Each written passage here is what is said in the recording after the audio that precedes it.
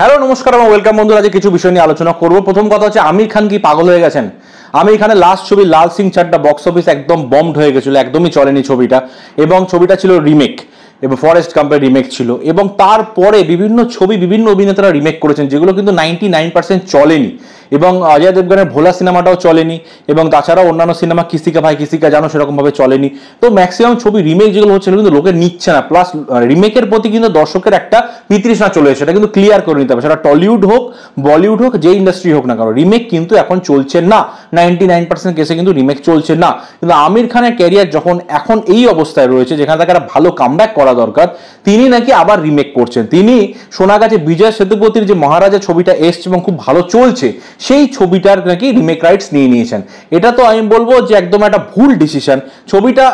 ছবিটা ভালো হলেই তার রিমেক করতে হবে তার কোনো মানে নেই, কারণ যেহেতু এখন রিমেক লোকে চাইছে না, সেক্ষেত্রে অরিজিনাল স্ক্রিপ্টের ওপর একটা ভালো গল্প ওপরে কাজ করা কি যায় না?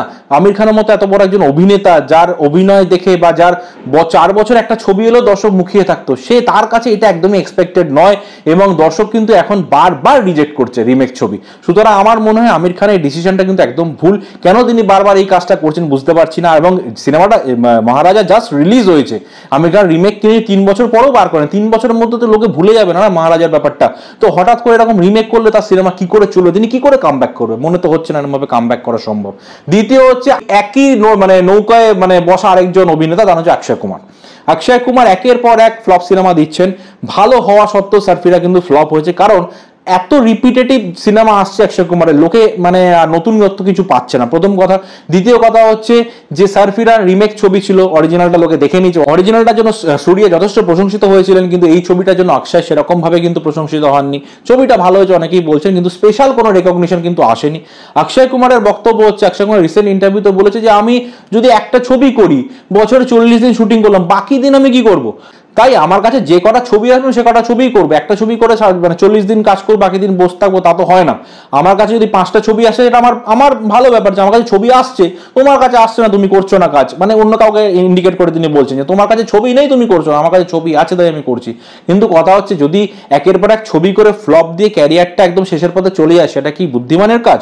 আমার তো মনে একদমই নয়। তো অক্ষয় কুমারের এই স্টেটমেন্টটার সাথে আমি একদমই এগ্রি করি না যে আমার বছরে 4-5টা ছবি করাটা খুব ভালো, এবং আমার কাছে যত সিনেমা আসবে আমি সব কটাই করবো, কারণ আমি 40 দিন কাজ করলে বাকি দিন আমি কি করবো, এটা একদমই নয়।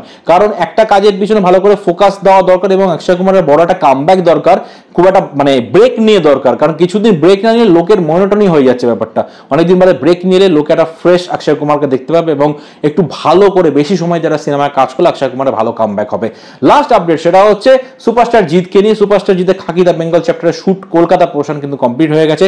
কলকাতা 3-4টে জায়গায় কিন্তু শুট হয়েছে, আপনারা শুটের বিভিন্ন গ্লিমস দেখেছেন। এটা কিন্তু নীরজ পান্ডের প্রজেক্ট, এবং এখানে কিন্তু আরো অনেক শিল্পী রয়েছেন আমাদের টলিউড থেকে। বুম্বাদা রয়েছেন, পরমব্রত চট্টোপাধ্যায়, শাশ্বত চট্টোপাধ্যায়, সুভাষিস মুখার্জি এবং মিমো চক্রবর্তী রয়েছেন।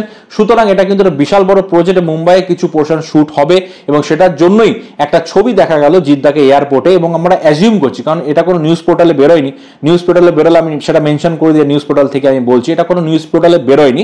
এটা অ্যাজিউম করা হচ্ছে জিদ্দা এয়ারপোর্টে তাকে দেখা গেছে তিনি মুম্বাইতে যাচ্ছেন শুট করতে খাকি দ্য বেঙ্গল চ্যাপ্টারের বাকি পোর্শন শুট করার জন্য।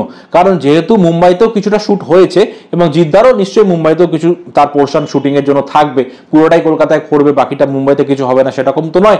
নিশ্চয়ই এটা যেহেতু মুম্বাই বেস্ট প্রজেক্ট, সেহেতু এখানে কিন্তু জিদ্দার মুম্বাইতে শুট হওয়ার কথা, এবং জিদ্দাকে এয়ারপোর্টে দেখা গেছে, এটা অনুমান করা হচ্ছে জিদ্দা কিন্তু মুম্বাইতে যাচ্ছেন খাকি দ্য বেঙ্গল চ্যাপ্টারের শুট কমপ্লিট করতে।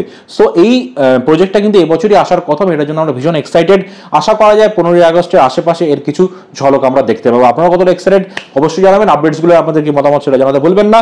অবশ্যই চ্যানেলটি সাবস্ক্রাইব করে পাশে থাকবেন যদি ভিডিওটি ভালো লেগে থাকে। ধন্যবাদ, দেখা হবে নেক্সট ভিডিওতে। Tata, bye bye.